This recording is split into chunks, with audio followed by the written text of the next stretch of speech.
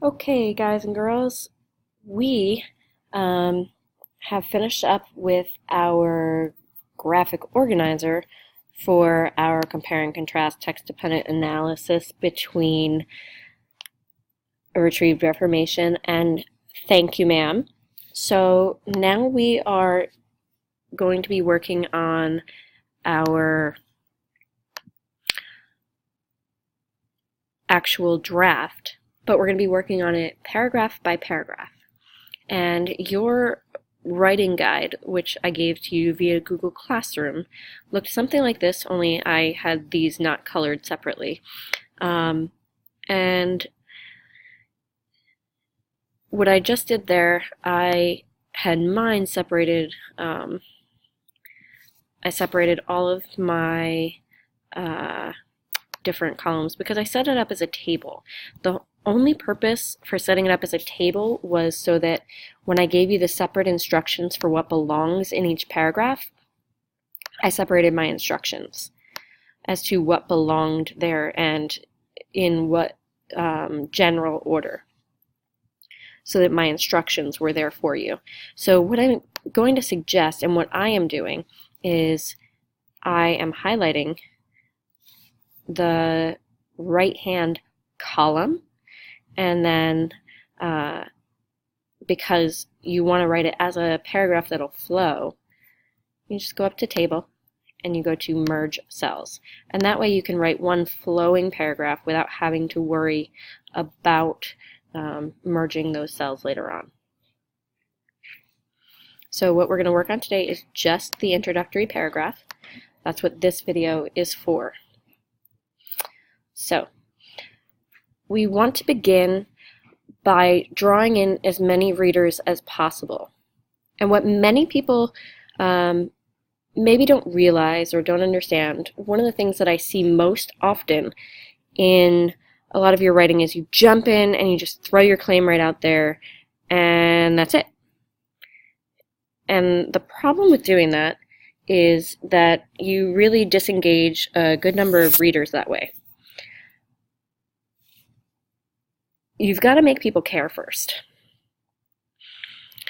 Now, while people talk about the different forms of writing and the different purposes for writing as separate entities, separate things, I tend to somewhat disagree, because in the back of your mind at any given point in time, you have somewhat of an ulterior motive. Your goal should always be to keep your reader interested and to keep your reader wanting to know more and wanting to read more and keep them engaged. So you have to start off by drawing in as many readers as possible. The way that you do that is by getting them to be invested. So we don't just jump in with our claim, because if your reader hasn't read the literature that you've read, they're just not going to care. They're going to turn off right then and there. So instead, you need to start with a lead that is going to pique their interest, that's going to make them want to wonder why and how that ties in with the stories, and that's going to make them want to potentially even read the stories if they haven't yet. So you want to go as global, as universal as possible. I kind of think of this as almost creating a theme for your writing in and of itself, beyond your own purpose for your writing. There's almost always an underlying universal theme that you're hitting. Watch.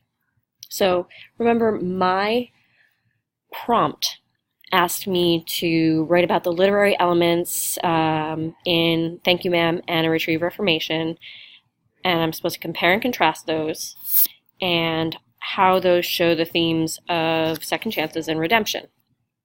So when I think about those, what do I know that applies to most people? When I think about second chances, and I think about redemption, and I think about people in general, How can I bring them into wanting to know anything about these stories? I appeal to something that they're familiar with, making mistakes. They themselves needing that second chance. So, everyone makes mistakes. Everyone is very general, universal. Everyone makes mistakes. That is a true statement. If I can get my reader to agree with me from the outset, yes, this is not officially an argumentative writing assignment, but in analysis, you want them to agree with your analysis, so you kind of do have a bit of argument to it. And you do want to manipulate them into believing that your analysis is correct.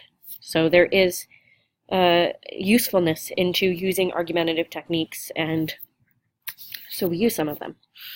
Everyone makes mistakes.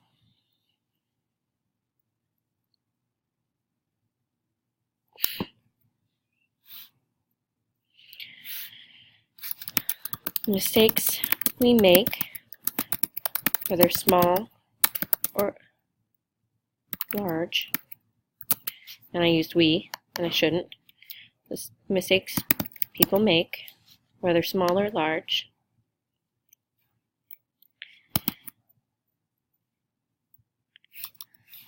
can have a lasting impact on their lives or the lives of others. That way, and I changed that there in the last bit because I'm thinking they made a mistake and it really had something to do with them, or maybe it wasn't a mistake they made, but someone else made a mistake and that impacted them. So now I'm again appealing to two different groups of people. I'm trying to be inclusive here.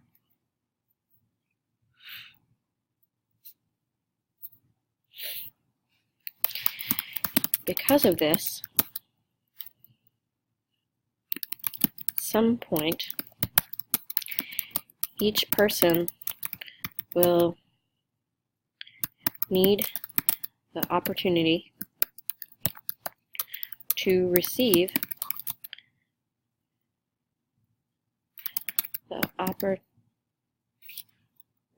opportunity, need the opportunity to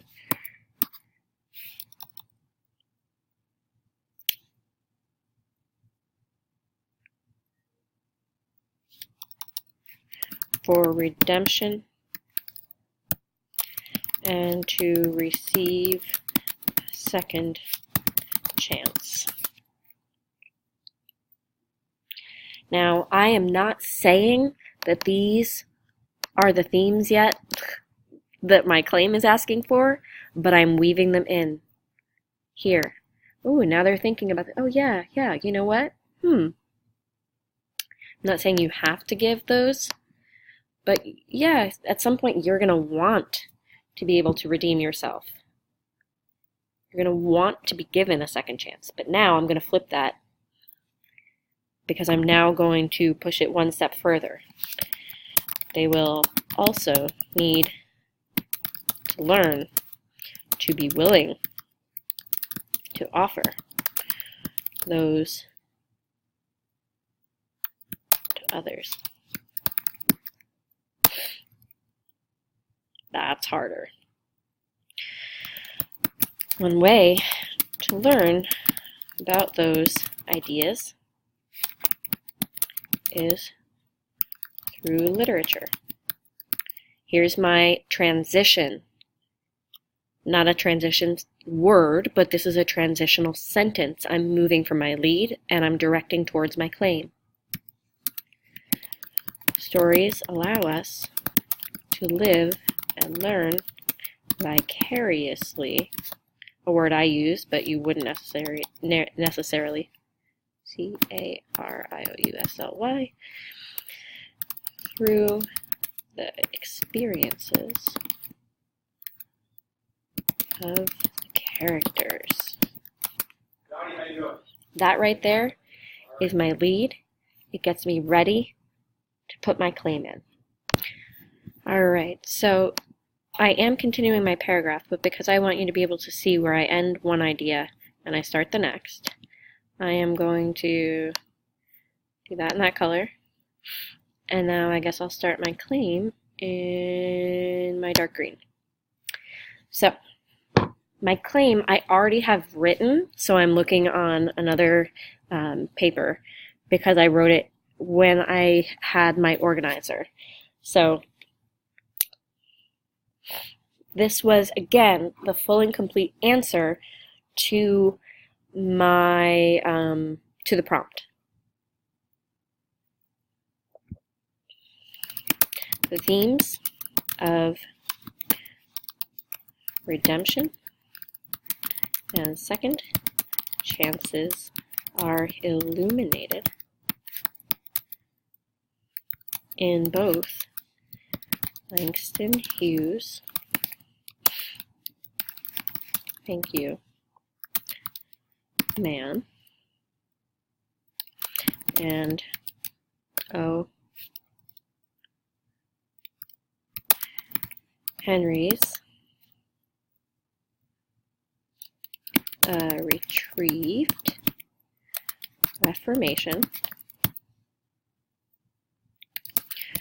through the creative and descriptive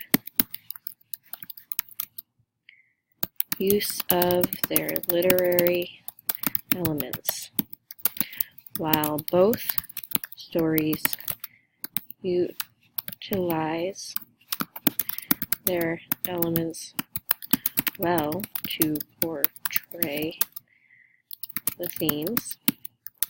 The ways in which they do so are not the same. And now, my main points are tied in together as well. So I'm going to switch to blue for the first.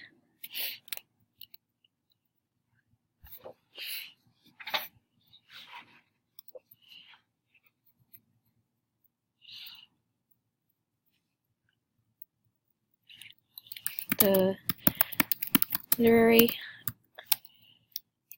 elements in retrieved Reformation and thank you, ma'am, can be both compared and contrasted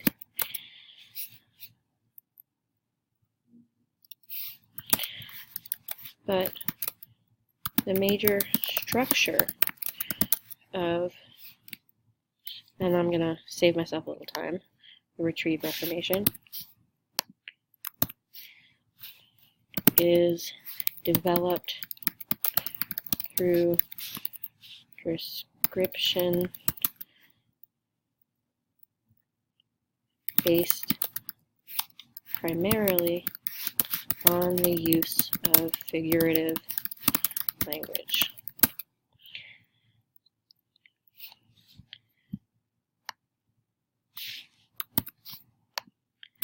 Thank you, ma'am.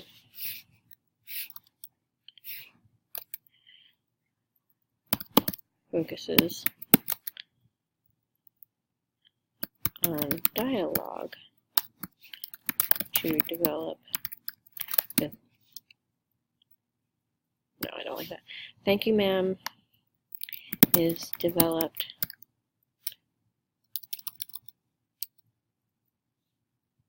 is structured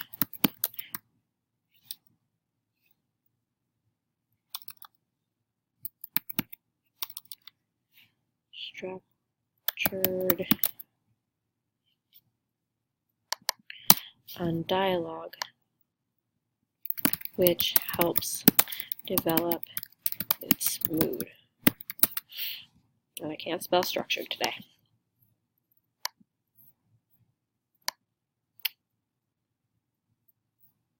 I'm running out of time, so this will be part 1. Part 2 will be up in a second.